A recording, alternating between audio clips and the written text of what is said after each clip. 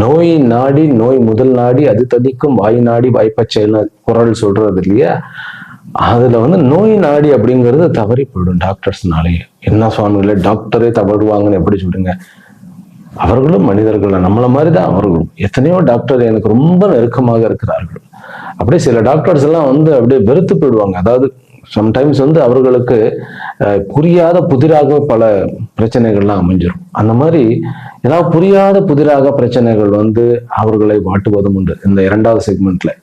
அந்த நேரத்தில் நம்ம என்ன பண்ணணும்னு கேட்டா, எலுமிச்சபழ மாலை துர்கைக்கு அல்லது அம்பாளுக்கு, உக்ரமான காளி, துர்கை அம்மன், ராஜராஜேஸ்வரி இவர்களுக்கெல்லாம் எலுமிச்சபழ மாலை ஒரு 108 எலுமிச்சபழத்தை கோர்த்து மாலையாக போடுவது ஆரோக்கியத்திற்கு நன்மையாக இருக்கும்.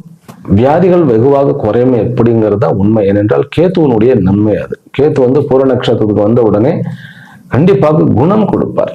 8 குணானவனாக இருந்தாலும் கேத்துவனுடைய அமைப்புல குணத்தை கொடுப்பார். அதனால ஆரோக்கியம் கொஞ்சம் மேம்படத்தான் செய்யும். கேத்துவனுடைய நட்சத்திரத்தில் உட்காரும்போது வெளிநாடு யோகம் நிறைய இருக்கு. இதுதான் முதல்ல நம்ம ஆரோக்கியமாகவும் கான்பிடென்டாகவும் முதக்கி இப்போ எவ்வளவு பெட்டர் அப்படிங்கிற மாதிரி தான் இருக்க போகிறோம்.